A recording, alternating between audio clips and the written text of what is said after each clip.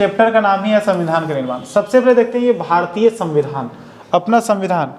कौन सा संविधान? हाँ, भारतीय संविधान मतलब अपना देश का संविधान के बारे में जानेंगे। ठीक है, हम लोग अपना देश में रहते हैं तो सबसे पहले अपना देश का संविधान के बारे में हम लोग जानते हैं। आखिर ये संविधान क्या है, भारत का संविधान कैसे है, बहुत सारा प्रश्न का उत्तर इसमें हम लोग को पाएंगे। क्लास 12 का जो भी है इस चैप्टर से रिलेटेड जितना भी आंसर आप लोग का आएगा है ना, वो सारा इसमें हम लोग आज चर्चा कर लेंगे। चलिए देखिए, भारतीय संविधान। भारतीय संविधान विश्व का सबसे बड़ा लिखित संविधान है। बिल्कुल सही है कि हमारा देश का संविधान है विश्व का, दुनिया का सबसे बड़ा संविधान है, वो भी लिखित है, वो भी हम लोग का लिखा हुआ है, दुनिया का सबसे बड़ा संविधान है। इसे बनाने की शुरुआत 1946 में की गई थी और अपना देश आज़ाद हुआ है 1947 में, और बनाने की शुरुआत जो है 1946 में शुरू हो चुका था। अपना संविधान बनाने की शुरुआत 1946 में हो चुका था और 1949 के अंत में जाकर इसका कार्य पूरा हुआ और 1949 में जाकर ये कंप्लीट हुआ, बनकर तैयार हुआ, है ना। क्या बनकर तैयार हुआ? अपना देश का संविधान। भारतीय संविधान को बनाने में लगभग 2 साल 11 महीने और 18 दिन का समय लगा था। भारत का संविधान को लिखने में, बनाने में जो समय लगा था कितना, एक बार फिर से रिपीट कर रहे हैं, 2 साल 11 महीने 18 दिन का समय लगा था। ठीक है, याद रहेगा। इसे बनाने में लगभग 64 लाख का खर्चा किया गया था। अब इसको कितना पैसा खर्च हुआ था? 64 लाख रुपया। 64 लाख रुपया खर्च हुआ था अपना देश का संविधान बनाने में। ठीक है, याद रखिएगा। फिर से आपको सुनने का मन करेगा तो वीडियो को थोड़ा सा बैक कीजिए और फिर से समझिए, ठीक है, कि क्या क्या हमारा संविधान के बनाने में कितना समय लग गया या फिर जो भी हम लोग पढ़ चुके हैं। नेक्स्ट देखते हैं हम लोग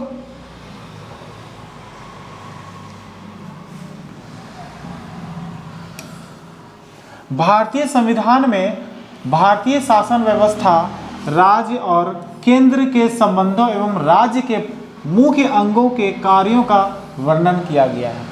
अपना संविधान में अब लिखा गया है तो क्या लिखा गया है, बात यहाँ पर ये है। देखिए किस किस का वर्णन किया गया है। भारतीय शासन व्यवस्था का, किसका? भारतीय शासन व्यवस्था का। राज्य और केंद्र के संबंधों, राज्य और केंद्र के बीच में कौन सा संबंध है उसको भी चर्चा उसमें लिखा गया है। राज्य के मुख्य अंगों के कार्यों को भी उसमें वर्णन किया गया। किसमें वर्णन किया गया है? अपना संविधान में लिखा गया है। भारतीय संविधान का निर्माण देश निर्माण के सबसे महत्वपूर्ण कार्य में से एक है और भारतीय संविधान का निर्माण जो है देश का निर्माण का एक मुख्य काम है। अपना देश का निर्माण होता है एक संविधान से। हम लोग जानते हैं ना जी, कहीं भी किसी भी तरह से अपना एक फैमिली भी चलता है ना तो उसके लिए भी एक नियम कानून की जरूरत पड़ता है। बस एक नहीं है, अगर हम लोग गाड़ी भी चलाते हैं ना तो उसके लिए भी नियम है किधर से चलेंगे। तो उसी तरह से जब अब एक छोटा सा आदमी रिक्शा चलाता है या फिर गाड़ी चलाता है उसके लिए भी नियम है, तो बताइए अपना पूरा देश चलाएंगे तो उसके लिए नियम नहीं है? उसके लिए भी तो नियम है। हाँ, तो अपना देश को चलाने का जो नियम जिसमें लिखा हुआ है वही अपना देश का क्या है? संविधान है। बस ही नहीं है, तो अपने देश को चलाने के लिए जितना भी नियम है, कैसे चलाना चाहिए, कोई नियम बनाना है तो नियम को कैसे बनाएंगे, अगर कोई नियम खराब बना हुआ तो उसको हटाना है तो उसको कैसे हटाएंगे, बस ही नहीं है, सारा इसमें लिखा हुआ है। हमारा किसमें लिखा हुआ है? संविधान में लिखा हुआ है।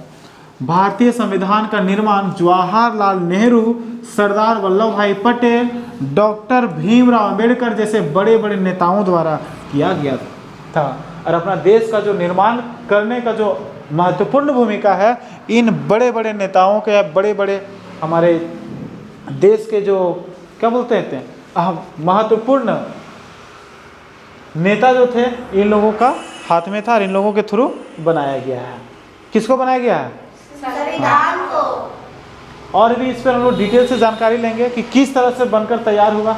आगे देखिए, भारतीय संविधान सभा के सामने उपस्थित चुनौतियां। अब चलिए देखिए, जब देश का कानून बन रहा है तो बनाने में किस तरह से लोग बना, आखिर कैसे बना, किनका किनका अहम भूमिका रहा, चलिए देखते हैं। थोड़ा सा इसको और बड़ा करते हैं ताकि वीडियो में भी आप लोग अच्छा से दिख पाए।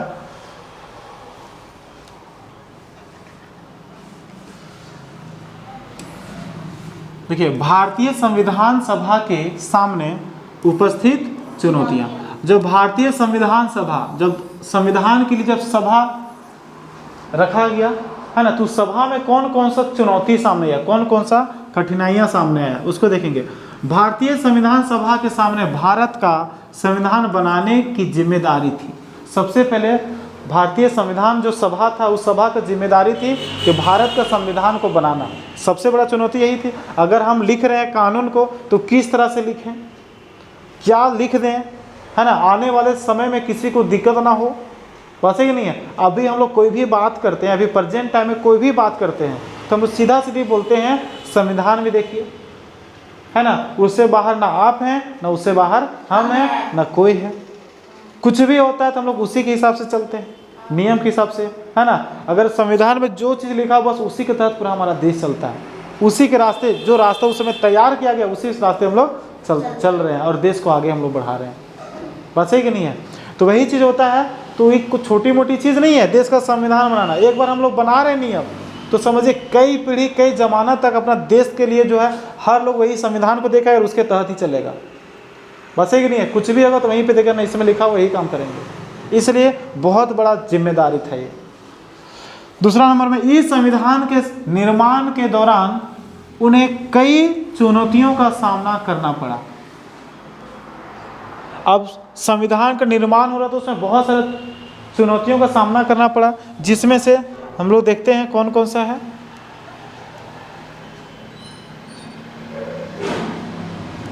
जिसमें से देखिए नंबर 1 में है अल्पसंख्यक वर्गों का विकास।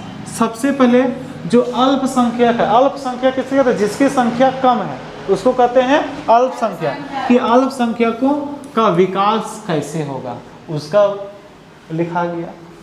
देश में स्थित विभिन्नता के साथ एकता कायम रखना। और अपना देश में जो लोग रहते हैं, अनेक धर्म के लोग रहते हैं, अनेक जाति के लोग रहते हैं। बस ही नहीं है, अनेक धर्म हो गया, अनेक जाति हो गया, अनेक वर्ग के लोग रहते हैं। बस ही नहीं है, जब विभिन्न प्रकार के भाषा के लोग रहते हैं, सबका भाषा भी अलग है, सबका संस्कृति भी अलग है, तरह तरह के लोग रहते हैं। बस ही नहीं, सबका वेशभूषा अलग है, उसके बावजूद भी सबको एक साथ जोड़ कर रखना कोई छोटी मोटी बात नहीं है। यहाँ पे अपना भाई भाई एक साथ नहीं रहते हैं। बस ही नहीं है, और अपना पूरा देश को जो धर्म अलग है, जाति अलग है, भाषा अलग है, उसका संस्कृति अलग है, बस ही नहीं है, उसको भी एक साथ मिला कर रखना। अगर हम भारत बोल रहे हैं जय हिंद जय भारत, तो पूरा भारत बोल रहा है जय हिंद जय भारत। बस ही नहीं, चाहे उसका कोई भी भाषा है, कोई भी धर्म है, कोई भी जाति है, सबको एक साथ ये सारा समस्याओं का सामना करना पड़ा। अगर किस तरह से नियम बनाए ताकि किन्हीं को कोई दिक्कत ना हो और सब मिलजुल कर रहे, मतलब विभिन्नता में एकता हो जाए, विभिन्नताओं में एकता रहे, है ना। तो ये सारा समस्या था। केंद्र एवं राज्य की सरकारों में शक्तियों का बंटवारा करना। केंद्र सरकार और राज्य सरकार के बीच में किस तरह से शक्ति किसको कितना दिया जाए, है ना। अपना राज्य में है, अपना राज्य झारखंड है, अभी झारखंड में केंद्र सरकार का कितना दायित्व रहेगा, क्या क्या काम कर सकता है, और झारखंड का जो हमारा मुख्यमंत्री है उनका कौन कौन सा काम है, इसका भी बंटवारा, काम का बंटवारा यहाँ पे संविधान में करना है। तो किस तरह से किया जाए ताकि आपस में लड़ाई ना हो जाए केंद्र सरकार और राज्य सरकार के बीच में। अगर लड़ाई हो जाता तो उसका डिसीजन कौन देगा, कहाँ से निपटारा मिलेगा। बस है कि नहीं है, ये सारा समस्या था।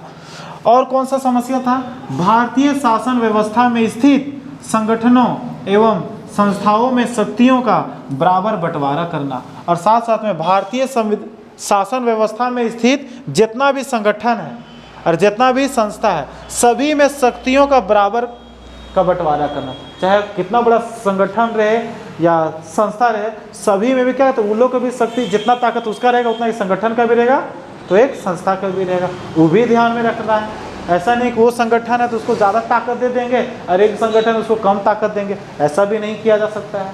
सबको बराबर देखना है, क्योंकि हर आदमी भारतीय है तो सभी भारतीयों को एक नियम में एक साथ एक ही तरह होना चाहिए। ये सारा समस्या था। बस है कि नहीं है। तो वही चीज़ है, अपना संविधान को निर्माण करने में कौन कौन समस्याओं का या फिर कौन कौन सा चुनौतियाँ सामने आया, तो हम यही सब लिखेंगे, एकदम टॉपिक बाय टॉपिक एग्जाम में लिख देंगे। एग्जाम में एकदम नंबर आपका थोड़ा सा भी नहीं कटेगा। कटेगा क्या? बिल्कुल भी नहीं कटेगा। तो इसलिए एकदम बढ़िया से आप लोग को बनाना है। अगला क्वेश्चन है, देखिए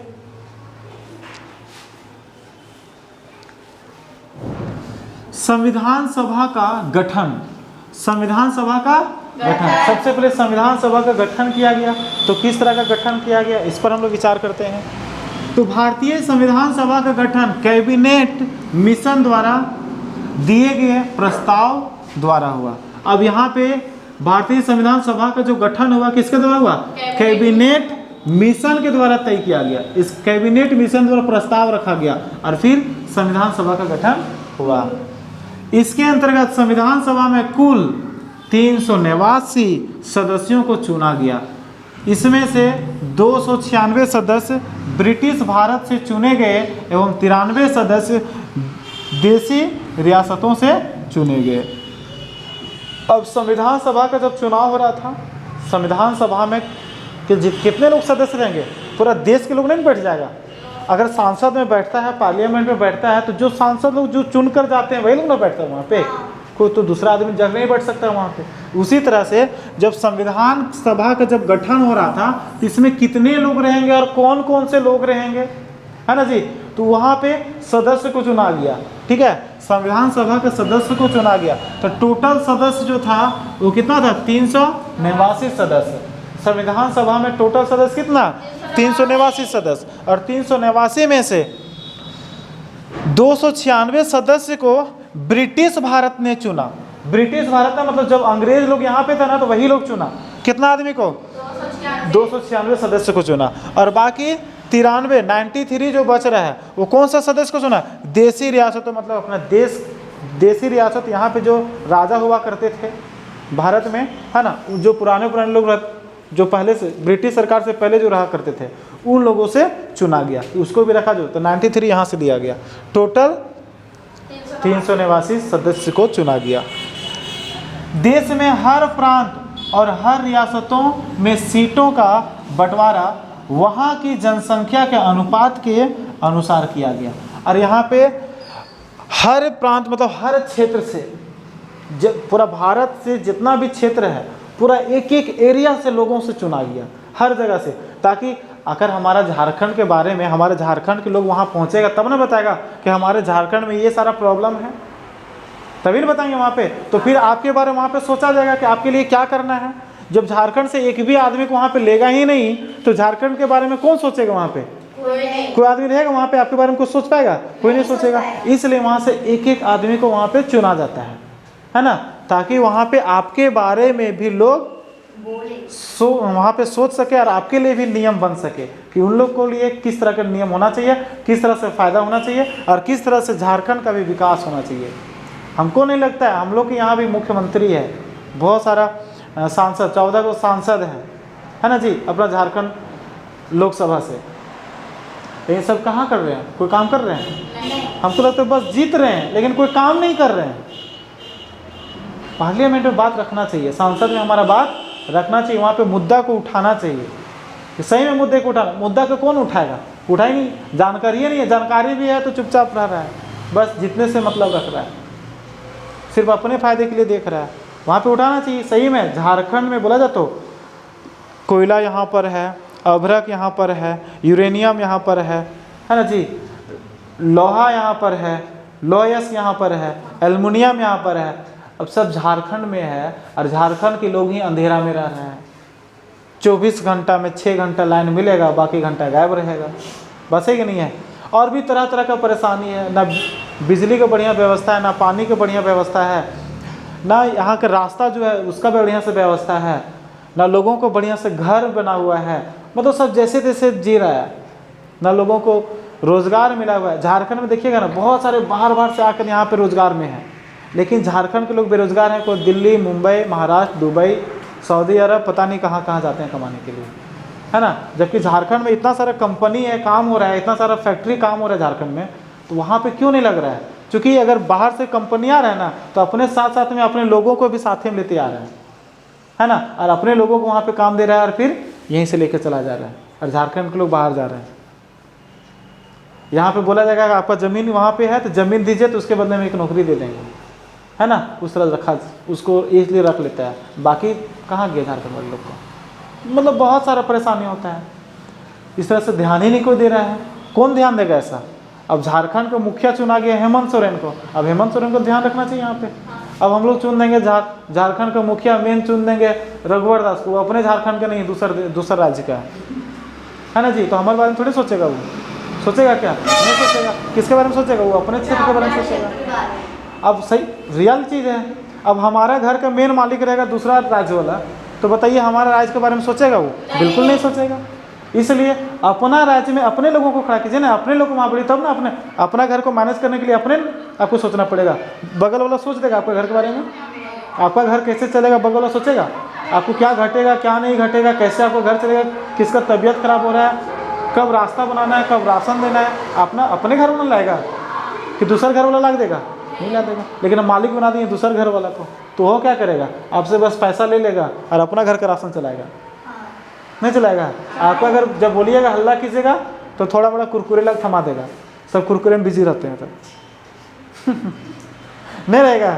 हाँ, सब ले रहे हैं, कुरकुरे ला दिया हमको। उसी तरह से झारखंड में सब बाहर से बहुत सारे लोग आते हैं, यहाँ पे शासन करता है और चला जाता है। ज़्यादा हल्ला होता है ना, आंदोलन होता है तो कुरकुरे सबको थमा दिया जाता है, मतलब छोटा मोटा कुछ धरा दिया जाता है ना, उतना लोग खुश हो जाता है, फिर चुप जाता है। फिर कुरकुरे जब खत्म होता है फिर हल्ला करता है ये हमारा झारखंड का सिस्टम है। अब क्या कहिएगा। खैर छोड़िए, अब हम लोग क्या कर रहे हैं, उस जगह पर हम लोग हैं नहीं। हाँ, जिस जगह पर हैं उस हिसाब से काम कर रहे हैं। आप लोग बता रहे हैं, आप लोग जगह पर पहुँचिए है ना, और दिखाइए सबको कि क्या है, बस है कि नहीं है।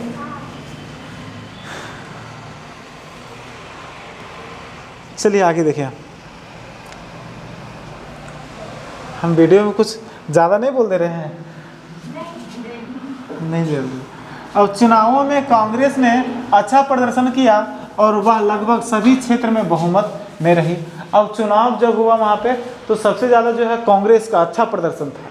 किसका अच्छा प्रदर्शन था? कांग्रेस का। और सभी क्षेत्र में उसका आदमी रहा, हर जगह पे, और बहुमत भी रही। बहुमत मतलब जानते हैं 50% से ज़्यादा बना है ना, तो बहुमत भी प्राप्त रही। मुस्लिम लीग ने संविधान सभा का बहिष्कार किया, लेकिन मुस्लिम लीग जो था संविधान सभा का क्या किया गया? बहिष्कार कर दिया और अपने लिए देश पाकिस्तान की मांग जारी रखी। और मुस्लिम लीग का कहना था कि हमको संविधान और विधान से मतलब नहीं है, आप लोग रखिएगा चाहिए, हमको नहीं, हमको अलग देश चाहिए। किसका कहना है? मुस्लिम लीग का। मुस्लिम लीग का कहना है हमको अलग देश चाहिए पाकिस्तान, है ना, और अपना देश का मांग रख दिया। कौन रख दिया? मुस्लिम लीग। भारतीय संविधान सभा में लगभग 82% सदस्य कांग्रेस पार्टी के थे। और यहाँ पे जितना लोग थे संविधान सभा में, जितना लोग थे उसका 82% लोग जो थे वो कांग्रेस के थे। किसका थे? कांग्रेस के थे। संविधान सभा में टोटल 389 सदस्य था, उसमें से 82% किसका? सिर्फ कांग्रेस का था।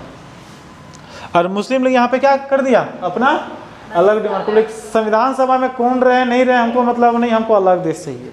किसका कहना है? मुस्लिम लीग का। अब देखिए क्या होता है आगे। अब उसी के बारे में चर्चाएं, थोड़ा सा चर्चा करते हैं अपना ही संविधान के बारे में कि अपना संविधान में और क्या क्या बात हुआ।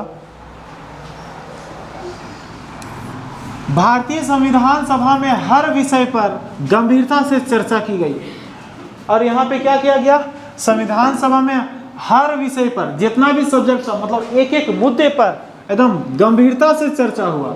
गंभीरता से मतलब पूरा सोच के समझा हुआ। अगर ये नियम बना रहे हैं तो उस नियम से किनको फ़ायदा हो रहा है, और उनको फ़ायदा हो तो उससे कहीं किसी को नुकसान तो नहीं हो रहा है, मतलब पूरा डिटेल से चर्चा किया गया। वैसे तो संविधान सभा में कांग्रेस का बहुमत था, परंतु कांग्रेस के अंदर ही अलग अलग विचारधाराओं के नेता मौजूद थे, जिस वजह से हर विषय पर गंभीरता से बहस हुई। अब बात यहाँ पर यह है, कांग्रेस में बहुमत किसका? कांग्रेस का है। लेकिन जब कांग्रेस का बहुमत है तो कांग्रेस के जितना भी सदस्य है, जितना भी लोग हैं, क्या सबका दिमाग एक ही जैसा है? नहीं है। वहाँ पे कुछ गरीब भी पहुँचा है, कुछ अमीर भी पहुँचा है, कुछ बिजनेसमैन भी पहुँचा है ना, मतलब अलग अलग क्षेत्र के लोग पहुँचा है। और एक लोग बोल रहा है कि यहाँ पे ऐसा नियम, जैसे अभी एक नियम बन रहा था ड्राइवर वाला नियम बन रहा था। नहीं, अगर कोई भी ड्राइवर किसी को या फिर अगले आदमी किसी को मार दिया, होता है ना, अभी के ज़माना में देखते हैं कि जो लड़का लोग रहता है 15 से 20 वाले, है ना, बाइक चलाता है ना, सीधा करेगा हुई, बस ही नहीं है, और जैसे करेगा हुई वैसे जाएगा और ट्रक के सामने यहाँ पे अगर यहाँ से कट मार के इधर से निकलेगा और कट के चक्कर में कट जाता है, बस है कि नहीं है, और कट जाता है ट्रक वाला उसको पीस देता है ना जी। अब पीस देता है। अब यहाँ पे ये बच्चा जिंदा रहे। अब यहाँ पे नियम अभी जो बन गया, बना नहीं है मतलब कि बात हो रहा है, क्या बात हो रहा है कि इसको बन जाएगा। तो अब इस ड्राइवर का फर्ज बनता है कि इस आदमी के जो लड़का यहाँ पे गिरा, इसको पकड़ के या फिर हॉस्पिटल लेके जाइए, या फिर अगल बगल के जो पुलिस थाना है वहाँ पे लेके जाइए, है ना, या फिर कोई मजिस्ट्रेट है उसको कॉल करके जानकारी दीजिए कि वहाँ पे एक्सीडेंट हुआ है। अगर ऐसा अब ड्राइवर नहीं करता है तो इसको क्या होगा, एक तो पैसा का जो जुर्माना, लाखों रुपया का जुर्माना दे दिया गया है, और दूसरा कि 10 साल का सजा भी सुना दिया जाएगा, जेल भी कर दिया जाएगा, है ना। अब बताइए इसमें इस ड्राइवर के बेचारा का क्या गलती है ना। अब दूसरा बात, यहाँ पे बहुत तरह से चर्चा का विषय है, चर्चा किया जाए यहाँ पे। अब ये ड्राइवर जो है यहाँ पर, अब ये यहाँ पर रह गया ड्राइवर, अब इसको लेकर हॉस्पिटल जाएगा तो इस जैसे आस पास के लोग को पता चलेगा, है ना, तो ड्राइवर को जिंदा छोड़ेगा नहीं, क्या करेगा, ड्राइवर को भी, वो मर गया तो ड्राइवर को भी नहीं छोड़ेगा, वो को भी मार देगा, नहीं मार देगा। अब बताइए, अब यहाँ से बच के भाग भी नहीं सकता है, क्यों नहीं भाग सकता, अगर भाग गए तो हमारा कानून जो है वो दबोच लेगा। अगर हम नहीं भागे तो यहाँ के जनता हमको दबोच लेगा, कहाँ जाए, है ना जी। पूरा प्रदर्शन चल रहा है, और भी बहुत सारे बातें हैं, अभी हम तो शॉर्ट में बता दिए। इस तरह से बताएंगे तो फिर कानून वाला भी हमको धर लेगा कि तू पढ़ाता है कि क्या करता है, जीता तो बस यही के लिए। तो वही चीज़ है कि इस तरह से बहस चल रहा है, अभी तक लागू नहीं हुआ है, और ज़्यादा गंभीरता से आप लोग नहीं लें क्योंकि सब बच्चे हैं, मतलब स्टूडेंट है नहीं। चलिए आगे देखिए क्या था, हाँ, जिस वजह से आपस में गंभीरता से, अब वहाँ से तरह से कांग्रेस वाले जितना भी लोग थे संविधान सभा में पहुंचे हुए थे, वो सब लोग गंभीरता से चर्चा क्यों हो रहा था, क्योंकि एक कोई बोलते थे ऐसा नियम होना चाहिए तो दूसरा का उठ जाता था, वैसे नहीं, ऐसे होना चाहिए, बात है कि नहीं है, मतलब आपस में एक दूसरे से वहाँ पे बोलता था लोग, और जब बोलता था तो क्या हो गया, गंभीरता से बहस हो जाता था कि इस नियम से इसको नुकसान हो रहा है, इसको फायदा हो रहा है ना जी। अब इसको फायदा हो रहा है, इसको नुकसान हो रहा है, तो इस हिसाब से कैसे रखें जो सबको फायदा हो, किसी को नुकसान ना हो, उस पर चर्चा हो जाता था गंभीरता से, और गंभीरता से चर्चा इसी तरह से हुआ। कांग्रेस में कई नेता ऐसे थे जो समाजवाद से प्रेरित थे, बहुत सारे नेता थे समाजवाद से, मतलब अपना पर्सनल बेनिफिट नहीं, पूरे समाज के लिए सोचते थे कि पूरा समाज का भला हो, पूरा समाज का फायदा पहुंचे, वैसे भी नेता थे। कुछ नेताओं पर सांप्रदायिक दलों का प्रभाव था, तो कुछ नेता सांप्रदायिक दलों का प्रभाव था, हम इस धर्म का तो यह धर्म मानेंगे, दूसरे का धर्म की बेइज्जती कर ले बोलेंगे, तो दूसरे का बोलेंगे नहीं हम इस धर्म को मानेंगे, दूसरे का धर्म को नहीं मानेंगे, है ना, कुछ ऐसा भी नेता होता है। इसके विपरीत कुछ नेता पूर्ण रूप से धर्मनिरपेक्ष थे, तो कुछ नेता थे धर्मनिरपेक्ष थे। धर्मनिरपेक्ष मतलब जानते हैं कि हम भी आपके धर्म को सम्मान करेंगे, आप भी हमारे धर्म को सम्मान कीजिए, बस है कि नहीं है। कुछ नेता ऐसे भी थे, मतलब कि तरह तरह के वहाँ पे लोग पहुँचे हुए थे। जब तरह तरह के लोग पहुँचे तो जो भी बात होता था, तर्क होता था, वितर्क होता था, है ना, आपस में बातें होता था और गंभीरता से चर्चा होता था, है ना। कहाँ पे चर्चा होता था, बोलिए ना, संविधान सभा में। संविधान सभा में पढ़ रहे हैं ना कि संविधान सभा में किस तरह का चर्चा होता था, कैसे चर्चा होता, वही ना पढ़ रहे हैं हम लोग, किस तरह का बातें होता था। इस तरह कांग्रेस के अंदर भी अलग अलग विचारधारा को मानने वाले लोग थे, जिस वजह से संविधान सभा में हर विषय पर गंभीर चर्चाएं हुई। ये तो पढ़ चुके ना, अच्छा ऊपर पढ़ रहे, इसी टाइप से था सेंटेंस वहाँ भी। यहाँ पे इस तरह से कांग्रेस में अलग अलग तरह के सोच वाले नेता थे, है ना जी, अलग अलग विचारधारा के लोग थे वहाँ पे शामिल, इसलिए वहाँ पे चर्चा भी डिटेल से हुआ। इन सभी चर्चाओं में देश के आम जनता का भी गहरा प्रभाव था, क्योंकि संविधान सभा में हो रही हर चर्चा को अखबारों में प्रकाशित किया जाता था और प्रेस में इनकी आलोचना एवं समर्थन किया जाता था। इस प्रकार सामान्य जनता का भी संविधान सभा के निर्णयों पर प्रभाव हुआ करता था। अब हम लोग जानते हैं जब संविधान सभा में, देखिए स्टार्टिंग से ऐसा रहा है कि संविधान सभा में जो जो चर्चा होता है, पार्लियामेंट में जो जो चर्चा होता है, तो पहले के ज़माने में डिजिटल ज़माना नहीं था, तो उस समय में जो चर्चा होता था उसको अखबार के माध्यम से, है ना, पूरे प्रसारित कर दिया जाता था, लोग भी पढ़ता था, जो पढ़ने नहीं जानता था वो लोगों से सुनता था और फिर वहाँ पे डिस्कस करता था, नहीं ये ठीक है, ये ठीक नहीं है, इससे ये नुकसान होगा, है ना। और प्रेजेंट टाइम में सीधा लाइव देखता है, जो भी चर्चा होता है ना तो लाइव दिखा जाता है न्यूज़ में। हम लोग देखते हैं ना न्यूज़ में कौन क्या बोल रहा है खड़ा होकर, देखते ना, वायरल हो जाता है फेसबुक में, ट्विटर में, है ना, यूट्यूब में, हर जगह वायरल होते रहता है कि कि वहाँ पे ये बोल दिया, वो ये बोला, यहाँ पे ये हड़ताल चल रहा है, वहाँ पे लोगों ने ये एक्शन ले लिया। सुनते नहीं सुनते हम लोग? स्पष्ट तो सुनते हैं। तो स्टार्टिंग से, ताकि जनता को भी पता चले कि कौन सा नियम बन रहा है, कौन सा नियम हट रहा है। ठीक है, तो इस तरह का चर्चाएं होता था। कोई दिक्कत है? समझने में दिक्कत है ना? है। अगर दिक्कत होगा तो बाबू कमेंट कर दीजिए कि सर हमको यहाँ पे दिक्कत हो रहा है ना जी, फिर उस पर हम लोग चर्चा करेंगे। संविधान सभा ही तो है अपना देश का। चलिए नेक्स्ट टॉपिक क्या है उसको देखते हैं, थोड़ा सा नहीं, पूरा देखते हैं गंभीरता से। संविधान सभा के मुख्य नेता। अब संविधान सभा का मुख्य नेता कौन कौन थे? संविधान सभा का मुख्य नेता कौन कौन से थे, चलिए देखते हैं। वैसे तो संविधान सभाओं में अनेकों नेता थे, परंतु इसमें कुछ मुख्य नेता थे जिन्होंने संविधान के गठन में महत्वपूर्ण भूमिका निभाई। वैसे तो हम लोग देखते हैं संविधान सभा में बहुत सारे नेता थे, उसमें से कुछ नेता जो तो महत्वपूर्ण थे, जो अपना भूमिका अदा किए। जैसे राजेंद्र प्रसाद संविधान सभा के अध्यक्ष। राजेंद्र प्रसाद संविधान सभा के अध्यक्ष।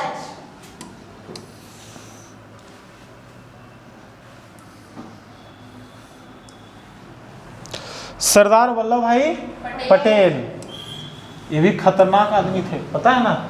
हाँ, पूरा विलय पत्र याद है, पढ़ाए थे आप लोग विलय पत्र, उसके साथ भीड़ रहा है। ठीक है, विलय पत्र में साइन करो नहीं? हाँ, तो इसको हम लोग पढ़ चुके हैं विलय पत्र, फिर भी मौका मिलेगा तो इसका भी वीडियो बनाएंगे, उसके साथ बड़ा मजा आता है नहीं।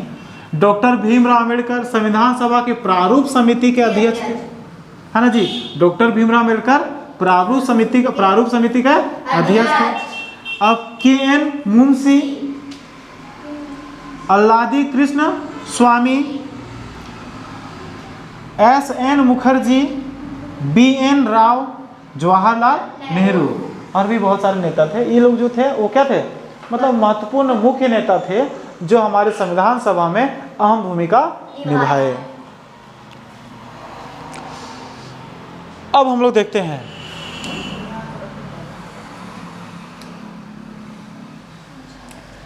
संविधान सभा की बैठक। संविधान सभा की बैठक, जब संविधान सभा की बैठक हुआ तो देखते हैं कि कब कब बैठक हुआ, कितना बैठक हुआ, बैठक में कौन कौन सी चर्चाएं होता है। तो सबसे पहला बैठक, संविधान सभा की पहला बैठक, तो संविधान सभा की प्रथम बैठक 9 दिसंबर 1946 में हुई। संविधान सभा का प्रथम बैठक कब हुई? 9 दिसंबर 1946 में हुई। 9 दिसंबर 1946 में हुई। मुस्लिम लीग ने इस बैठक का बहिष्कार किया, लेकिन मुस्लिम लीग ने इस बैठक को क्या किया? बहिष्कार किया, क्योंकि वह अपने लिए एक अलग देश पाकिस्तान चाहते थे। क्योंकि मुस्लिम देश का कहना था कि हमको अलग देश चाहिए, पाकिस्तान, है ना जी? इसलिए प्रथम बैठक का मुस्लिम लीग ने क्या किया? बहिष्कार किया। इस बैठक के दौरान डॉक्टर सच्चिदानंद सिन्हा को संविधान सभा का अस्थायी अध्यक्ष चुना गया। लेकिन इस अध्यक्ष का मतलब इस संविधान सभा की जो बैठक हुआ, पहला बैठक, इस बैठक का जो अध्यक्ष थे वो कौन थे? डॉक्टर सच्चिदानंद जी थे, है ना जी? डॉक्टर क्या लिखा? सच्चिदानंद सिन्हा, इनको चुना गया अस्थायी सदस्य। मतलब अस्थायी एकदम फिक्स नहीं, इसको बाद में चेंज भी किया जा सकता है ना? अस्थायी सदस्य मतलब कि अध्यक्ष बनाया गया। तो सीधा सीधे हम लोग बात रखेंगे कि संविधान सभा का प्रथम बैठक कब हुआ था? हम लोग बोलेंगे 9 दिसंबर 1946 को हुआ था। इसमें अध्यक्ष कौन थे? तो हम लोग क्या बोलेंगे? डॉक्टर सच्चिदानंद सिन्हा थे। बस है कि नहीं है? और इस बैठक का बहिष्कार किसने किया? मुस्लिम लीग ने किया। क्यों किया? क्योंकि वह अलग देश चाहते थे। पहला बैठक समझ में आ गया? चलिए दूसरा बैठक में क्या होता है। अब दूसरी बैठक में देखते हैं। दूसरी बैठक में संविधान सभा की दूसरी बैठक 11 दिसंबर 1946 को। पहले कितना था? 9 दिसंबर। बस है कि नहीं? अब कितना है? 11 दिसंबर 1946 का। मतलब ठीक कितना दिन बाद? 2 दिन के बाद बैठक हुआ, ठीक है, 1946 को हुई। इसी बैठक के दौरान डॉक्टर राजेंद्र प्रसाद को संविधान सभा का अस्थायी सदस्य चुना गया। और यहाँ पे दूसरा बैठक में संविधान सभा का अस्थायी अध्यक्ष, अस्थायी अध्यक्ष मतलब एकदम फिक्स। अब यही संविधान सभा जब तक रहेगा तब तक इनका अध्यक्ष कौन रहेंगे? राजेंद्र प्रसाद, डॉक्टर राजेंद्र प्रसाद रहेंगे। तो इनको चुना गया, अस्थायी सदस्य चुन लिया गया, ठीक है। 2 दिन के बाद जो बैठक हुआ, दूसरी बैठक, उसमें ये निर्णय लिया गया। अब देखते हैं तीसरी बैठक। अब क्या है? तीसरी बैठक। तीसरी बैठक कब हुआ? तो 13 दिसंबर 1946 को, है ना जी। 13 दिसंबर मतलब कि 11 था पहले, 11 के बाद 12 नहीं 13 का, मतलब फिर 2 दिन बाद, 1 दिन के बाद, अच्छा 1 दिन के बाद। पहले 9 था, 9 से 11, 2 दिन के बाद ही सर। पहले 9 था, उसके बाद 11 हुआ, फिर 13 हुआ, ये ना है। 9 दिसंबर, तो 9 तारीख 10 को नहीं 11, फिर 12 नहीं 13, ठीक है, यही ना था दिसंबर का। डेटवा याद रखिएगा। संविधान सभा का बैठक, तो संविधान सभा की जो बैठक हुआ वो 3 बैठक हुआ, ठीक है। पहला 9 दिसंबर 1946, 47 में आज़ाद हुआ, 1 साल पहले की बात कर रहे हैं हम लोग, है ना जी, और दिसंबर की बात कर रहे हैं वैसे, है ना जी। तो यहाँ पे 9 दिसंबर, 11 दिसंबर और 13 दिसंबर, ठीक है, 3 बैठक हुआ। 13 दिसंबर में जब बैठक हुआ तो उसमें क्या हुआ देखिए, संविधान सभा की तीसरी बैठक 13 दिसंबर 1946 को हुई। संविधान सभा की तीसरी बैठक में ही पंडित जवाहरलाल नेहरू द्वारा संविधान सभा का उद्देश्य प्रस्ताव प्रस्तुत किया गया था। और तीसरा बैठक में पंडित जवाहरलाल नेहरू के द्वारा कि आखिर हम लोग किस उद्देश्य से, क्या हमारा देश को जो है क्या उद्देश्य है, किस तरह का हमको देश चाहिए।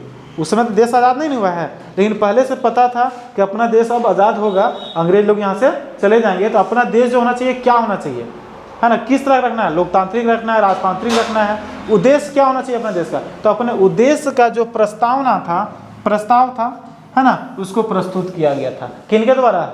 पंडित जवाहरलाल नेहरू के द्वारा। तो दिक्कत, तीनों बैठक समझ में आ गया। चलिए नेक्स्ट देखते हैं। अब उद्देश्य प्रस्ताव में क्या था? उद्देश्य प्रस्ताव रखे पंडित जवाहरलाल नेहरू, तो उद्देश्य प्रस्ताव में क्या रखे, चलिए इस पर थोड़ा सा हम लोग बात करते हैं कि बाबू क्या क्या रख दिए, थोड़ा सा हम लोग भी जाने।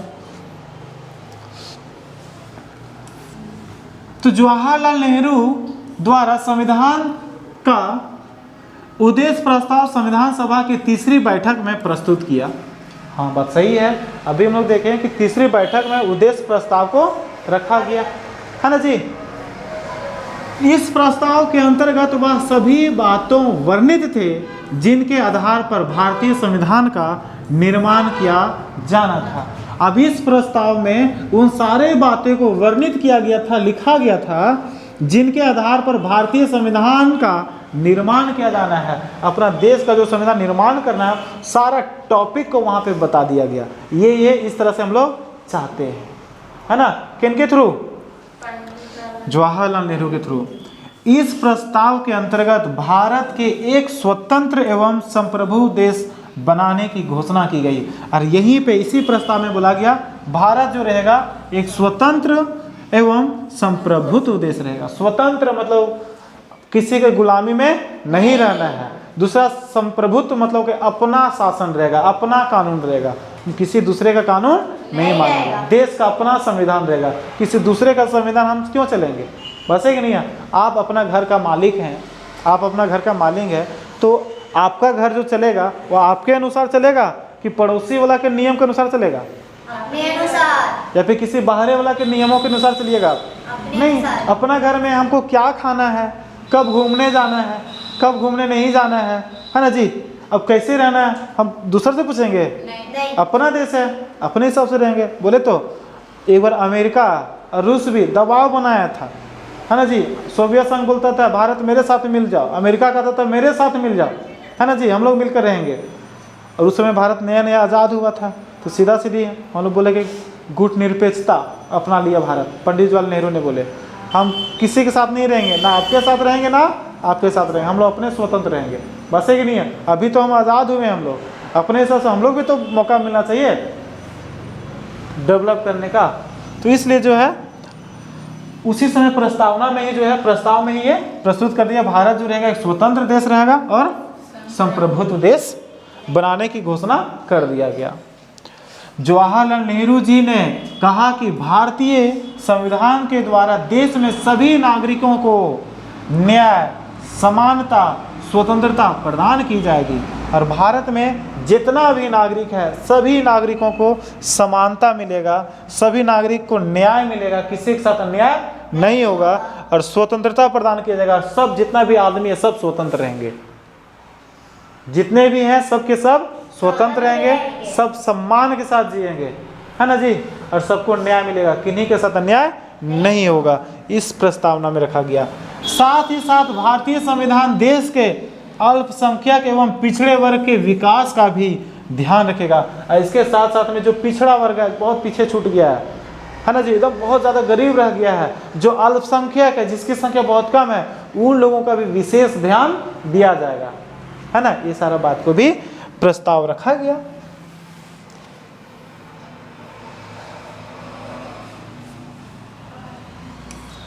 इस संविधान का निर्माण देश में स्थित लोगों की जरूरतों और मांगों के आधार पर किया जाएगा, बोला जाता है। और इस संविधान का जो निर्माण किया जाएगा किस तरह से कि देश में स्थित लोगों की जरूरत, कि लोगों की क्या जरूरत है, लोगों का क्या मांग है, उसके आधार पर संविधान को हम लोग बनाएंगे, है ना। और इस तरह से संविधान को बनाया गया। ये सारा प्रस्ताव को रखा गया। यानी कि भारतीय संविधान सभा के सदस्यों के मांगों और इच्छाओं के बजाय देश के लोगों की मांग और इच्छाओं के अनुसार बनाया जाएगा। इसका कहने का मतलब है जब हम लोग बनाएंगे, यहाँ पे जितना लोग सदस्य बैठे हुए हैं उस सदस्यों के हिसाब से नहीं चलेंगे, है ना, कि आपका क्या इच्छा है, आपका क्या मांग है ना जी, उसके हिसाब से नहीं, देश के जनता का क्या डिमांड है, देश के लोगों का क्या मांग है, लोगों का क्या जरूरत है, उसके हिसाब से संविधान बनाया जाएगा, ना कि संविधान सभा में रहने वाले सदस्यों के हिसाब से बनाएंगे, है ना जी। वैसा नहीं किया गया। कोई दिक्कत? किस तरह से प्रस्ताव में क्या रखा गया? ये तीसरी बैठक में रखा गया। तीसरी बैठक 13 दिसंबर 1946 को। कोई दिक्कत है? आगे देखा जाए। Yes sir. अब संविधान सभा का विरोध, अब संविधान सभा का विरोध, चलिए देखते हैं संविधान सभा का विरोध करने वाले कौन से थे, कौन कौन विरोध किए। संविधान सभा का विरोध नंबर 1 देखिए, संविधान सभा के कम्युनिस्ट सदस्य सोमनाथ लाहिड़ी द्वारा संविधान सभा का विरोध किया गया। एक कम्युनिस्ट पार्टी था, है ना, उसी का एक सदस्य था जिसका नाम था सोमनाथ लाहिड़ी, इसका नाम है। इसी के द्वारा संविधान सभा का क्या किया गया? विरोध किया गया।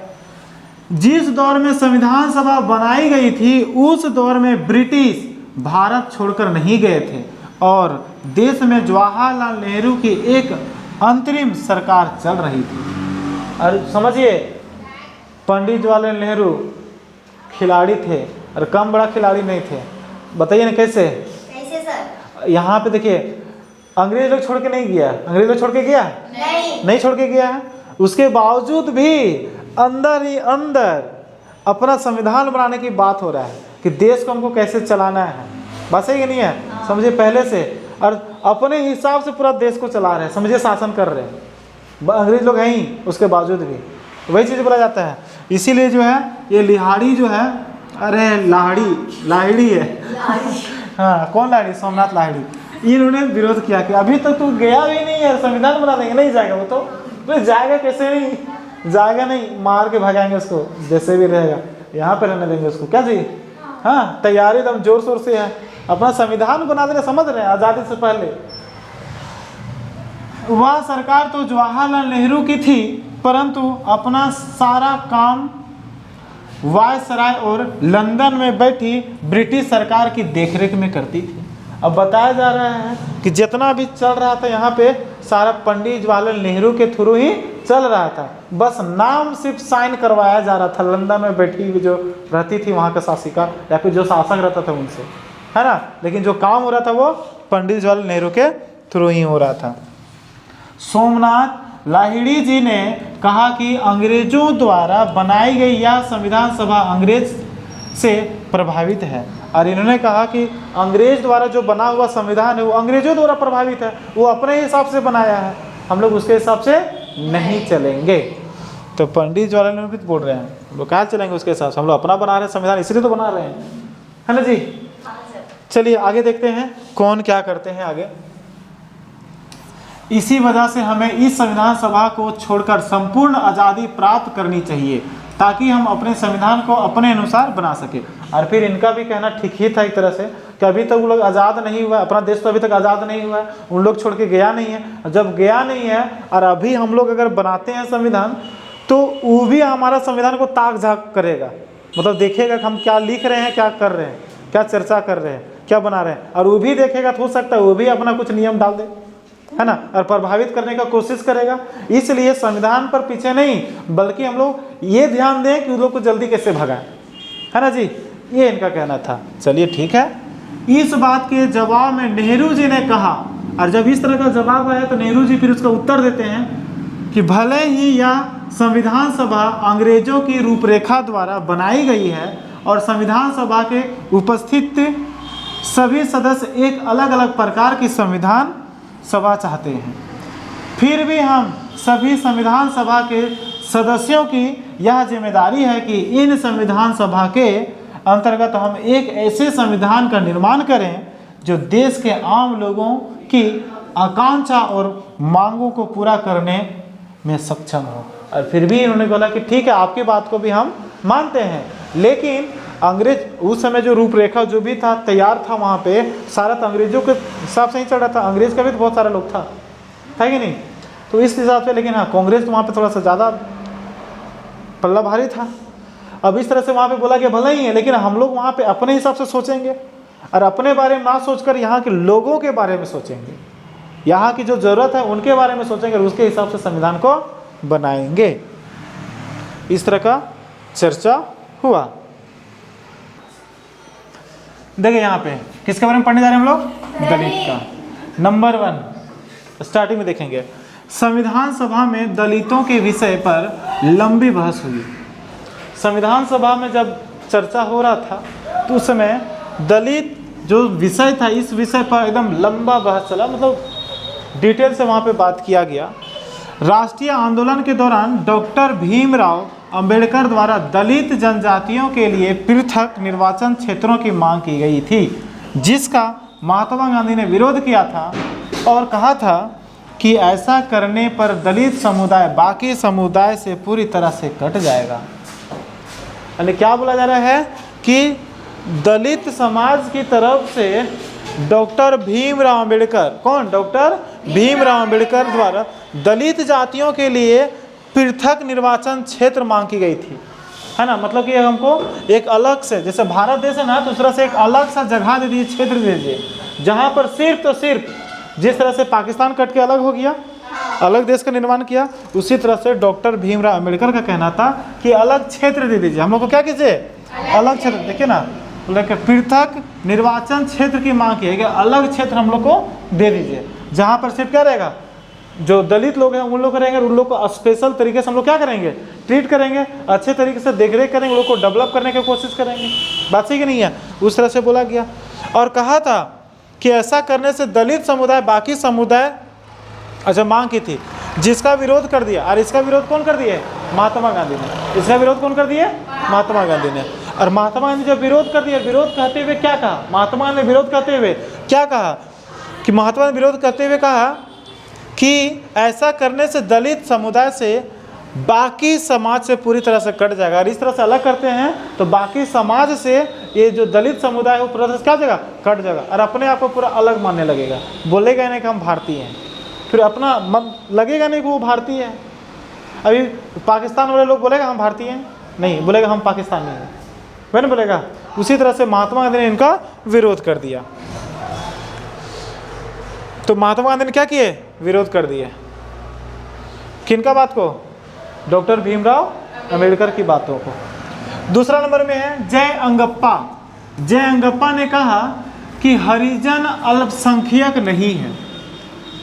पहला तो विरोध कर दिए महात्मा गांधी, दूसरा विरोध कर दिए जय अंगप्पा ने विरोध कर दिया। इनका कहना है कि हरिजन अल्पसंख्यक नहीं है, परंतु समाज में अन्य वर्गों द्वारा उन्हें हमेशा संसाधनों और राजनीतिक शक्ति से दूर रखा गया है, जिस वजह से वह हमेशा पीड़ा का शिकार रहे हैं। ना तो उन्हें शिक्षा के अवसर दिए गए, ना ही शासन में साझेदारी दी गई। बोला गया कि जो हरिजन लोग हैं, हरिजन आदिवासी दलित जो हैं, उन लोग जो है अल्पसंख्यक नहीं है, उन लोग की संख्या जो है कम नहीं है, उन लोग तो बहुत भारी संख्या में है, लेकिन बात है कि हमारा संसाधन का प्रयोग वो लोग नहीं कर पा रहे हैं, हमारा राजनीतिक में उनका हिस्सेदारी नहीं आ रहा है। कल भी हम लोग चर्चा किए थे, अगर राजनीतिक विभाग में वहाँ पे जा रहे नेता बन रहे हैं, अगर सांसद में अगर बहस चल रहा है तो सबको अपने अपने बारे में तो वहाँ पे डिमांड कर रहे हैं, हमको चाहिए, हमको चाहिए, हमारा क्षेत्र के लिए चाहिए, लेकिन दलित लोग भी वहाँ पे पहुँचेंगे तब ना वो अपने हक की बात करेंगे, हमारा क्षेत्र में ये स्थिति है, हमारे लिए ये चीज़ होना चाहिए। वहाँ पहुँचेंगे तब ना बात होगा, लेकिन वहाँ पे पहुँचे ही नहीं, जिसके कारण से पीछे रह गया। दूसरा बात है शिक्षा से दूर रखा गया, वहाँ पे पढ़ा लिखा लोग नहीं रहे, ज़्यादा पढ़ लिख नहीं सके, जिसके कारण से समझ नहीं पाए कि क्या हमारा भारत का क्या हमारा संसाधन है, बस ही नहीं है, और इस तरह से वह पीछे रह गया। इन सब तर्कों को सुनते हुए संविधान सभा में यह सुझाव दिया गया कि अस्पृश्यता का उन्मूलन किया जाएगा, है ना। अब इस सारा बहस को सुनते हुए संविधान सभा में एक निर्णय लिया गया। क्या निर्णय लिया गया और एक सुझाव दिया गया। क्या सुझाव दिया गया कि सबसे पहले अस्पृश्यता का मतलब होता है छुआछूत की भावना, पता नहीं होता है, ऊंच नीच का भावना, तो वही जो चीज़ है कि अस्पृश्यता का उन्मूलन किया जाएगा। उन्मूलन किया जाएगा मतलब खत्म कर दिया जाएगा। उन्मूलन का मतलब होता है समाप्त करना, हटा देना, है ना। जो छुआछूत की जो भावना था, अस्पृश्यता का जो भावना था, पहले छुआछूत का जो भावना चलता था, उसको क्या किया गया, हटा दिया गया, समाप्त कर दिया गया। बस सही कि नहीं है। दूसरा क्या सुझाव आया, हिंदू मंदिरों को सभी जातियों के लिए खोल दिया जाएगा, कि हिंदू का मंदिर है, सिर्फ एक जाति के लोग नहीं जा सकते हैं वहाँ पे जितना भी जाति के लोग हैं सब वहाँ पे जा सकते हैं, है ना, और पूजा कर सकते हैं। और क्या निर्णय लिया गया, निचली जातियों के लोगों को विधायिका और सरकारी नौकरियां में आरक्षण दिया जाएगा। जो निचले लोग, निचली जाति के लोग हैं, जाति बांटा गया ना जी, ST, SC, OBC, BC1, BC2, general, other category बहुत तरह से बांट दिया गया है। तो उसमें से जो निचली जाति के लोग हैं उनके लिए विधायिका में मतलब चुनाव लड़ने समय, है ना, उसके सीट में, विधायिका के सीट में, सांसद के सीट में उनको आरक्षण दिया जाएगा। दूसरा साथ साथ नौकरी में भी आरक्षण दिया जाएगा, नौकरी में भी आरक्षण दिया जाएगा। बात सही कि नहीं है। ताकि अब बात को समझिए, आरक्षण का मतलब क्या होता है, जैसे अगर नौकरी निकल रहा है 100 सीट नौकरी निकल रहा है कि 100 जगह पे नौकरी हमको लेना है, तो उसमें से बोल देगा कि 5 जो होना चाहिए वो निचली जाति का होना चाहिए। कहाँ से होना चाहिए, निचली जाति का होना चाहिए। तो बताइए, आरक्षण यहाँ पे इन लोग को दे दिया गया कि 5 सीट कितनों, ये सब ज़्यादा नंबर भी लाएगा ना, और सारे जाति के लोग, उन लोग को यहाँ पे नहीं लेगा, बल्कि जितना भी अधिकारी को बन गया, है ना जी, जब अधिकारी बनेगा तो यहाँ पे 5 लोग अधिकारी जो रहेगा वो निचली जाति से लोग रहेगा।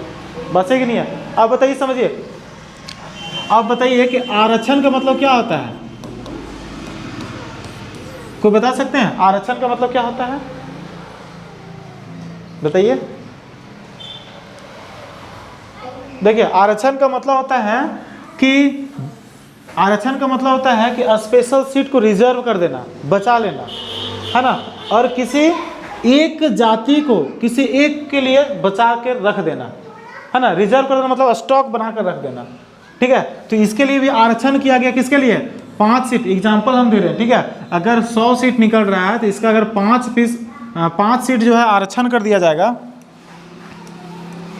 अगर ये 5 सीट क्या किया गया, आरक्षण कर दिया गया, किसके लिए, निचली जाति के लिए आरक्षण कर दिया गया। इसका मतलब हो जाएगा कि 100 सीट जब चुनाव होगा, मतलब यहाँ पे जब मान लेते अधिकारी बनेगा, तो 100 सीट में से 5 सीट जो रहेगा वो किसके लिए रहेगा, निचली जाति के लिए रहेगा।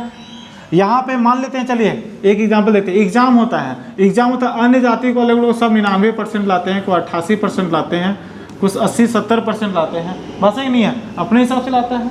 तो यहाँ पे क्या आता है, 99-98% कल जो इतना भी लोग रहते हैं उन लोग को जो है उठा लिया जाता है, क्योंकि ये उचली जाति मतलब उच्च जाति का रहता है और वहाँ से उन लोग को ले लिया जाता है, क्योंकि 100 सीट लेता है और 100 आदमी रहता है जो 99 सदी रहता है। मान लेते हैं कि 500 आदमी है जो ले आया है 88 से ऊपर, 88% से ऊपर ले आया। कितना आदमी? 500 आदमी लाया। बस है कि नहीं है?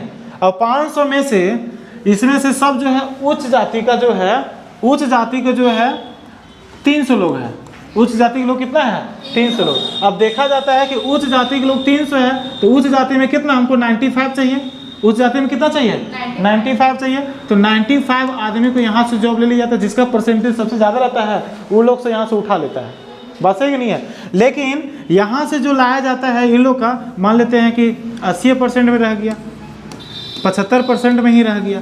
बस है कि नहीं है? तो फिर भी यहाँ पे सब देखिए 99% ला रहा है, 98% ला रहा है। बस है कि नहीं है? उन लोग को हटा दिया जा रहा है और वहाँ पे उन लोग को नौकरी मिल जा रहा है। लेकिन यहाँ पे 5 सीट जो है मात्र 75 और 80% वाला लोग को भी यहाँ पे उठा ले रहा है।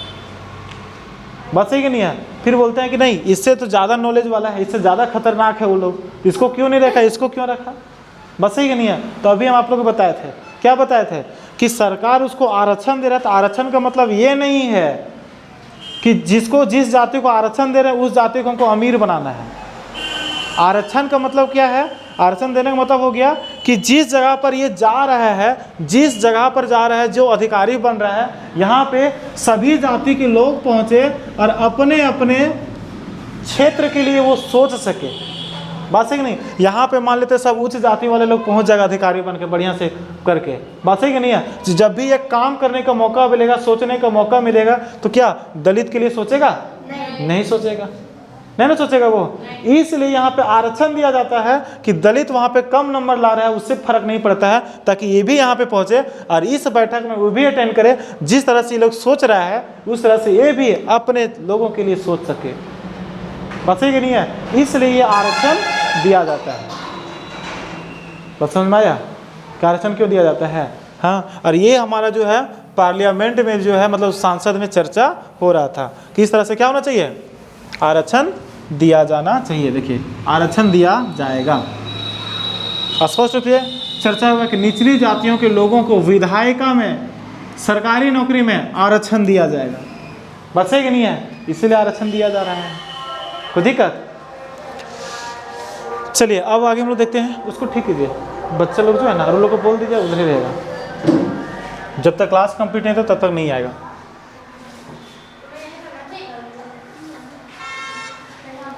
अगला देखिए क्वेश्चंस क्या है? राज्य की शक्तियाँ, राज्य की शक्तियाँ। चलिए देखते हैं कि राज्य की कैसा शक्ति है, किस तरह से बांटा गया है।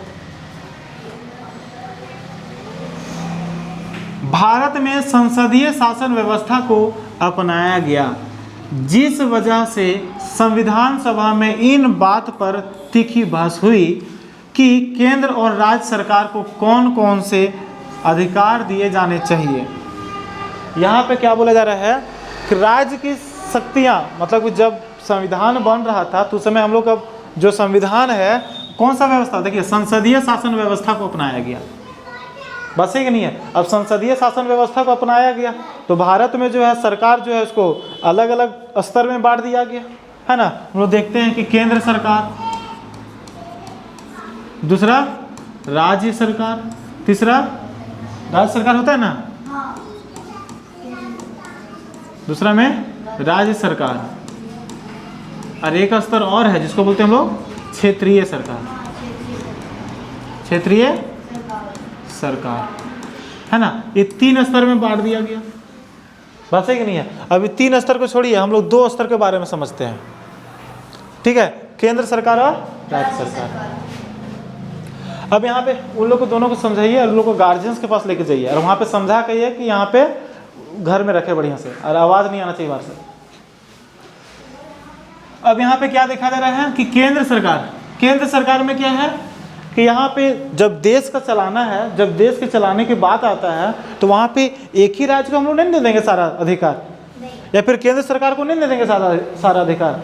तो वहाँ पे बंटवारा जब हो रहा था तो उस समय भी आपस में बहस हो गया कि किसका जिम्मा में रहेगा पूरा देश को चलाएगा, किसका जिम्मा में रहेगा सिर्फ अपना राज्य को देखेगा, किसके जिम्मे में रहेगा। तो उसी पर क्या हो गया, बहस हो गया, एकदम तीखी बहस होगी आपस में, है ना। केंद्र और राज्य सरकार को कौन कौन से अधिकार दिए जाने चाहिए, कि किस केंद्र को कौन सा अधिकार देंगे और राज्य को कौन सा अधिकार देंगे। अभी केंद्र सरकार में जो है नरेंद्र मोदी है, राज्य में हम लोग अगर झारखंड में देखा जाए तो हेमंत सोरेन है ना। तो हेमंत सोरेन का कौन कौन सा अधिकार है, कौन कौन सा शक्ति दिया गया, नरेंद्र मोदी को कौन कौन सा शक्ति दिया गया। आखिर दोनों तो सरकार ही बचे कि नहीं है। तो उसीलिए आपस में क्या हो गया, तीखी बहस हो गया। संविधान सभा के कई नेता एवं जवाहरलाल नेहरू ताकतवर केंद्र के पक्ष में थे। अब यहाँ पे बहुत सारे जो नेता थे और पंडित जवाहरलाल नेहरू थे, ये लोग चाहते थे कि ज़्यादा से ज़्यादा जो ताकतवर रहे वो केंद्र सरकार रहे। कौन रहे, केंद्र सरकार। तो कुछ लोग चाहते थे कि नहीं, राज्य सरकार ज़्यादा ताकतवर रहे, है ना जी, लेकिन ज़्यादा ताकतवर केंद्र सरकार को रखे। सही किया गया, केंद्र सरकार को ज़्यादा ताकतवर रखा गया। अगर राज्य सरकार एक यहाँ पर है, बहुत सारा राज्य, हम लोग का बहुत सारा राज्य है, अगर ज़्यादा ताकतवर इसको दे दिया जाता तो बोलता है कि हम नहीं रहेंगे भारत के साथ में, जाओ हम अलगे रहेंगे, हो जाता नहीं रहता। लेकिन ताकत किसके पास है, केंद्र सरकार के पास। जागा नहीं, जाकर 2-3 झाप लगा देगा उसको, बस है कि नहीं है, उसके अंदर रखा गया। इससे ज़्यादा ताकतवर किसके पास है, केंद्र सरकार के पास है ना, राज्य सरकार के पास नहीं है। राज्य सरकार किसी तरह से कोई कमी होता है तो उसको पूरा करता है कौन, केंद्र सरकार। समझे, मेन मुखिया है केंद्र सरकार, उसी के थ्रू पूरा राज्य को देखा जाता है। वह चाहते थे कि केंद्र सरकार को राज्य सरकार से ज़्यादा शक्तियां दी जाए, और कुछ नेता और पंडित जवाहरलाल नेहरू भी चाहते थे कि राज्य सरकार से ज़्यादा ताकतवर किसको, ज़्यादा शक्ति किसको मिला जाए, केंद्र सरकार को मिला जाए। इसी को देखते हुए संविधान में 3 सूचियों का निर्माण किया गया, और इसी तरह से देखते हुए संविधान सभा में 3 सूची बनाया गया। कितना सूची बनाया गया, 3 सूची बनाया गया। एक हो गया केंद्रीय सूची, एक हो गया राज्य सूची, और एक हो गया समवर्ती सूची। नहीं दिखेगा ना, चलिए पहले इसको दोनों देखेंगे फिर अगला देखेंगे लोग। अब आपस में तो टकराव हो जा रहा था, अब इस टकराव को कम करने के लिए केंद्र सरकार यहाँ पे क्या किया, संविधान में 3 सूची बनाया गया। कितना सूची, 3 सूची, मतलब 3 भाग में बांटा गया। पहला केंद्रीय सूची, और केंद्रीय सूची में क्या था, इसमें केंद्र सरकार के अधीन आने वाले सभी विषय का वर्णन किया गया है। केंद्र सूची में बोला गया कि इसमें केंद्र सूची के अंतर्गत लिस्ट बनाया गया, एक बड़ा सा लंबा एकदम चौड़ा लिस्ट बना दिया गया, और बोला गया इतना सारा मामला जो है वो केंद्र सरकार देखेगा, उसमें राज्य सरकार किसी तरह से कुछ नहीं बोल सकता है ना। जो भी काम होगा वो कौन करेगा, केंद्र सरकार के थ्रू ही वो काम होगा। अब गलती करे, सही करे, क्या करे, वो केंद्र सरकार समझे, वहाँ पे राज्य सरकार उस पर कोई हस्तक्षेप नहीं कर सकता है। ठीक है। दूसरा सूची बनाया गया राज्य सूची, इसमें राज्य सरकार के अधीन आने वाले सभी विषयों का वर्णन किया, और दूसरा लिस्ट बनाया, और उस लिस्ट में एकदम लंबा चौड़ा लिस्ट बनाया और थमा दिया गया राज्य सूची को। बोला कि इस सारा चीज़ों में आपका अधिकार है, आप नियम बनाइए, आप नियम को चेंज कीजिए, कैसे करना है वो आप समझिए, है ना। एक लिस्ट थमा दिया गया राज्य सूची को, और एक लिस्ट केंद्र सूची को, दोनों को अलग अलग सूची तैयार किया गया। बस सही कि नहीं है। और तीसरा जो सूची है वो क्या है, समवर्ती सूची है। कौन सा है, समवर्ती सूची। अब देखिए ये समवर्ती सूची में क्या था, तो इस सूची में ऐसे विषय का वर्णन किया गया जो केंद्र और राज्य दोनों को अधिकार क्षेत्र में आते हैं। कुछ कुछ ऐसा मुद्दा था जिस मुद्दे को सिर्फ केंद्र सरकार ही नहीं और राज्य सरकार नहीं, बल्कि दोनों सरकार मिलकर उस पर काम किया जाएगा, है ना। कुछ कुछ मुद्दा ऐसा था, उसके लिए एक अलग लिस्ट बनाया और उसको रख दिया गया समवर्ती सूची। नाम ही देखिए समवर्ती, मतलब दोनों मिलकर, केंद्र सरकार और राज्य सरकार दोनों मिलकर जिस पर चर्चा करेगा, जिस पर दोनों मिलकर कानून बनाएगा, है ना, उसी को बोलते हैं समवर्ती सूची। क्या कहते हैं, समवर्ती सूची। कई नेताओं द्वारा केंद्र को शक्तिशाली बनाए जाने का विरोध किया। इसमें प्रमुख नेता के क्या नाम है, सतनम थे। इसमें से बहुत सारा नेता था। जब ताकतवर बना दिया गया केंद्र सरकार को, तो के सतनम जो है, सतनम है, इनका कहना था कि केंद्र सरकार को ज़्यादा मजबूत नहीं होना चाहिए, उसको ज़्यादा पावर नहीं देना चाहिए। इनका विरोध किए थे। इन्होंने कहा, किन्होंने, के सतनम, उन्होंने कहा कि केंद्र को ज़्यादा शक्तियां सौंपने से उसकी जिम्मेदारी बढ़ जाएगी, जिस वजह से वह प्रभावी ढंग से काम नहीं कर पाएगा। इन नेताओं ने पूरे प्रयास किए ताकि केंद्र एवं समवर्ती सूची में कम से कम विषय रखे जाए। मतलब ये सारे नेता लोग का जो है वहाँ पे बात कर रहे थे कि नहीं, उनको ज़्यादा ताकतवर देंगे, ज़्यादा शक्ति दे देंगे तो काम नहीं कर पाएगा, है ना, उनसे काम नहीं हो पाएगा, इसलिए सभी राज्यों को ज़्यादा ताकत देना चाहिए। और ये सारा जो नेता लोग था बहुत ज़्यादा प्रयास किया कि केंद्र सरकार को और समवर्ती सूची में कम मुद्दा रखा जाए, ज़्यादा से ज़्यादा सूची किस में, राज्य सूची में रखा जाए, ताकि राज्य सरकार अपने स्तर से काम कर सके। ये दोनों का कहना था, इन लोगों का कहना, कुछ लोगों का ये कहना था बाकी। लेकिन जब बनकर तैयार हुआ तो उसमें ज़्यादा ताकतवर किस में निकला, केंद्र सरकार का। बात समझ में आया? चलिए आगे हम लोग देखते हैं राष्ट्रीय भाषा, है ना जी। राष्ट्रीय भाषा क्या है? चलिए आप लोग बताइए, अपना देश का राष्ट्रीय भाषा क्या है? यहाँ पे राष्ट्रीय भाषा है ना जी, राष्ट्रीय भाषा। तो अपना देश भारत का राष्ट्रीय भाषा क्या है? राजकीय भाषा हिंदी है, पर राष्ट्रीय भाषा चलिए राजकीय भाषा नहीं है। तो आज़ाद भारत में अनेकों भाषाएं बोलने वाले लोग रहते थे। इन सब की संस्कृति और मान्यताएं अलग थी। हम लोग भी जानते, रहते थे नहीं, अभी भी रहते हैं, बस है कि नहीं है। अपने देश में तरह तरह के विभिन्न प्रकार की भाषाओं को बोला जाता है। बोला जाता नहीं बोला जाता है? अभी बोला जाता है। बोले तो सबका संस्कृति भी अलग अलग है, सबका पहनावा अलग अलग है, सबका खाना अलग अलग है, रहन सहन सबका अलग, मतलब हर तरह से सब अलग अलग तरीके से रहते थे और रहते हैं। ऐसे में एक बड़े राष्ट्र का निर्माण करना बहुत मुश्किल था, क्योंकि यह सभी लोग अलग अलग मान्यताओं और अलग अलग संस्कृतियों से जुड़े हुए थे और भाषाएं अलग अलग होने के कारण एक दूसरे को ठीक प्रकार से समझ भी नहीं सकते थे। अब पूरा भारत देश को जो है अलग अलग भाषा, अलग अलग संस्कृति, सब पूरा तरह से कल्चरें अलग अलग है, बस है कि नहीं है। और सबको एक साथ मिला के रखना बहुत मुश्किल काम था। और किसी एक भाषा को राष्ट्रीय घोषित कर देंगे तो दूसरा भाषा वाला बोलता हम ना मानबो, बस है कि नहीं है, बोलेगा नहीं बोलेगा, हाँ, कि हम मेरा भाषा को बनाइए, वो बोलेगा मेरा भाषा को बनाइए, वो बोलेगा मेरा भाषा को बनाइए। उस तरह पे आपस में क्या हो जाता है, लड़ाई हो सकता था, है ना। तो ये सब हो सकता था। संविधान सभा में इस सभी बात पर तीखी बहस हुई कि आखिर किस भाषा को देश की राष्ट्रीय भाषा बनाया जाए। और इस विषय पर जो है संविधान सभा में भी एकदम तीखी बहस, बहुत खतरनाक रूप से बहस हुआ।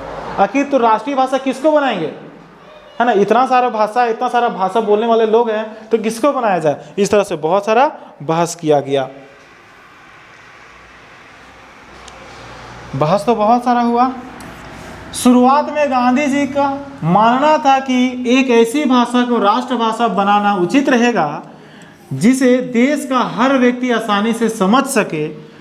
इसी को देखते हुए गांधी जी हिंदी और उर्दू के मेल से बनी हिंदुस्तानी भाषा को देश की राष्ट्रभाषा बनाना चाहते थे, क्योंकि भारतीय जनता के बहुत बड़े हिस्से द्वारा इस भाषा को बोला और समझा जाता था। तो महात्मा गांधी का कहना था कि देश में ऐसा राष्ट्रीय भाषा होना चाहिए, वैसा भाषा होना चाहिए जिसमें सब लोग समझ सके। और वो भाषा हिंदी और उर्दू को मिला दे तो हिंदी और उर्दू को मिला दें तो हिंदुस्तानी हो जाता है। क्या होता है, हिंदुस्तानी। तो हिंदुस्तानी भाषा को हाँ क्या जी, हिंदुस्तानी भाषा को क्या किया जाए, राष्ट्रीय भाषा बना दिया जाए। किनका क्या मानना था, महात्मा गांधी को मानना था।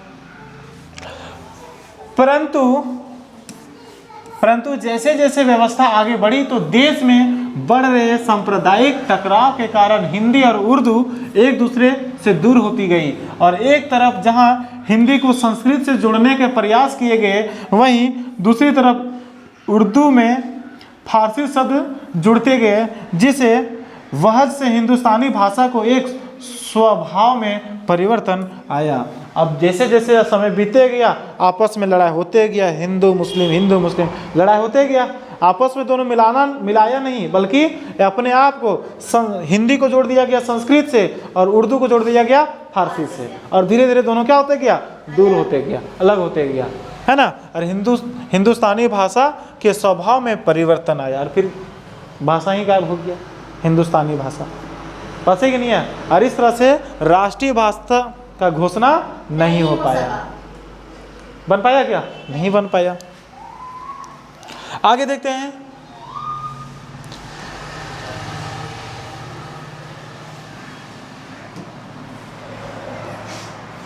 हिंदी भाषा का समर्थन। अब हिंदी भाषा का समर्थन कितने लोग किए, कौन किए? संयुक्त प्रांत से निर्वाचित कांग्रेस के सदस्य आर.वी. धुलेकर ने हिंदी भाषा को राष्ट्रभाषा बनाने का बढ़ चढ़कर समर्थन किया। अब यहाँ पे कौन है? कांग्रेस के सदस्य आर.वी. धुलेकर, आर.वी.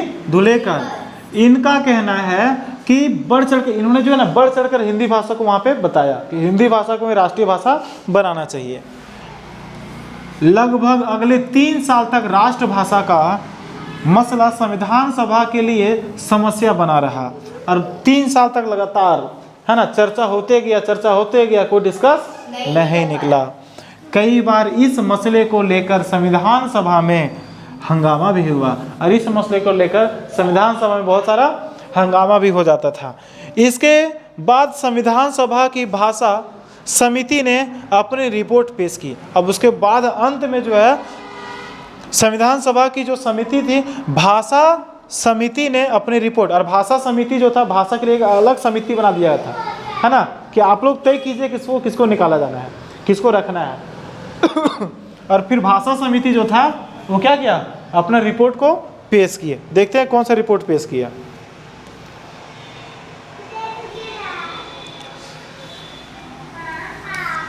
इसके अंतर्गत समिति ने कहा कि हिंदी को राष्ट्रभाषा बनाने के लिए हमें धीरे धीरे आगे बढ़ना होगा, कि अगर हिंदी को राष्ट्रभाषा हम लोग बनाएंगे तो अचानक से घोषणा नहीं करेंगे, हम लोग को धीरे धीरे आगे बढ़ेंगे। किसका कहना था? जो भाषा का जो समिति था, संविधान सभा के द्वारा भाषा से रिलेटेड किसको रखना है नहीं रखना है उसके लिए अलग एक कमेटी तैयार किया गया, उसको भाषा समिति कहा गया कि आप लोग पूरा रिजल्ट निकाल के बताइए कि किसको रखना है, फिर आप ही के हिसाब से यहाँ पे चलेंगे। तो भाषा समिति जो है इतना सारा बहस हुआ, है ना जी। तो अंत में भाषा समिति जो एक रिपोर्ट बनाया और फिर संविधान सभा को सौंप दिया। और वहाँ पे क्या सौंपे, उसमें क्या लिखा हुआ था कि हिंदी भाषा को हम लोग राष्ट्रीय भाषा बनाने के लिए धीरे धीरे आगे बढ़ना होगा। उन्होंने सुझाव दिया कि पहले 15 साल तक सभी सरकारी कामकाज अंग्रेजी भाषा में किया जाए। और उन्होंने सुझाव किया और वहाँ पे लिखा कि स्टार्टिंग के 15 साल, जब भारत आज़ाद, जब संविधान लागू हो जाएगा तो स्टार्टिंग से 15 साल तक जितना भी नौकरी मिलेगा, सरकारी नौकरी, उसमें कामकाज में जितना भी यूज होगा भाषा, फॉर्म निकलेगा, है ना, जहाँ भी न्यूज़पेपर जो भी रहेगा वहाँ पे सब जगह पे अंग्रेजी भाषा में ही काम किया जाएगा। कितना साल तक? 15 साल तक। सभी प्रांतों को अपने कामों के लिए कोई एक क्षेत्रीय भाषा चुनने का अधिकार दिया जाए। और सभी बोला गया कि जिस क्षेत्र में जो जिस भाषा को समझता है ना, उस क्षेत्र में उस भाषा का, जब वहाँ पे रहता है ना, एक तो इंग्लिश में लिखा रहता है, और जिस क्षेत्र में उस क्षेत्र का जो भाषा समझता है उस भाषा में बगल में हिंदी से लिखा रहेगा, है ना जी। अंग्रेजी भी लिखा रहेगा, आपका जो भाषा है उस भाषा में भी लिखा जाएगा, ताकि आप अपना क्षेत्रीय भाषा भी समझे, नहीं आ रहा है तो अपना इंग्लिश भाषा उसको समझिए, है ना। दो भाषा को वहाँ पे दे दिया गया। इस तरह राष्ट्रभाषा के मुद्दे को सुलझाया गया और इस तरह से राष्ट्रभाषा का जो मुद्दा था धीरे धीरे सुलझाया गया। कोई दिक्कत? अब समझ में आया कि राष्ट्रीय भाषा क्या है अपने देश का? अभी तक राष्ट्रीय भाषा घोषणा नहीं किया गया। हाँ, राजकीय भाषा हम लोग का हिंदी है, राष्ट्रीय भाषा अभी तक कुछ नहीं बनाया जा सका है ना। लेकिन 75 साल हो गया, अब घोषणा कर देना चाहिए कि हिंदी राष्ट्रीय भाषा है। बस है कि नहीं है? अब देखते हैं हम लोग संविधान, भारतीय संविधान।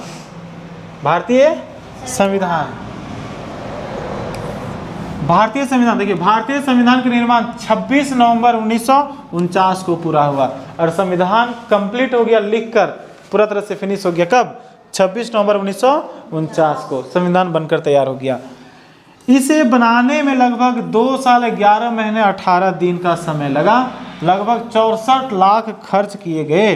अब इस संविधान को बनाने में 2 साल 11 महीना 18 दिन का समय लगा और साथ में 64 लाख रुपया खर्च हुआ था अपना देश का संविधान को बनाने में। 26 जनवरी 1950 को इसे लागू किया गया। इस तरह लंबी चर्चा और अनेकों समस्याओं के बाद भारत का संविधान बनकर तैयार हुआ और इस तरह से एकदम लंबा चर्चा हुआ, लंबा बहस हुआ, तीखी बहस हुआ, खतरनाक रूप से बहस हुआ और उसके बाद अपना देश का संविधान बनकर तैयार हुआ और 26 जनवरी 1950 को लागू कर दिया गया और तब से जाकर अभी तक और आगे भी कंटिन्यू हमारे देश में ये संविधान चलते रहा है। बचे कि नहीं है और आगे भी चलेगा, कोई दिक्कत। और इसी तरह से ये चैप्टर आप लोग क्या होता है, फिनिश होता है। देखिए जो वीडियो में है आप लोग ध्यान से सुनिए, ये जो चैप्टर है 15 संविधान निर्माण, इसका हम अलग से एक वीडियो बनाएंगे, है ना। चैप्टर 15 इसका वीडियो हम अलग से बनाएंगे। क्लास 12 का, ये क्लास 12 का है, हिस्ट्री का चैप्टर 15 है, चैप्टर 15 है। इसका वीडियो अलग से बनाएंगे और उस समय और भी डिटेल से बताएंगे। अभी एग्जाम सामने, इसलिए जल्दी में इसको बनाए और जल्दी में हम अपलोड कर दे रहे हैं, ठीक है। लेकिन इसको जो है डिटेल से बताएंगे एकदम पिक्चर सहित। अगर गांधी जी क्या क्या बोल रहे हैं, गांधी जी को भी रखेंगे सामने, बस ही नहीं, जितना नाम है उन लोग को भी रखेंगे सामने, मतलब पिक्चर को रखेंगे सामने, है ना। और संविधान है तो हम लोग किस तरह से डिस्कस हुआ, किस जगह पे डिस्कस हो रहा था, मतलब टोटल जानकारी डिटेल से बताएंगे, है ना। मतलब कि एक बार अगर उसको देख लीजिएगा वीडियो को तो फिर दोबारा पढ़ने की जरूरत नहीं पड़ेगा, इसी दिमाग में फिट हो जाएगा, ठीक है। तो इस तरह से जो है आगे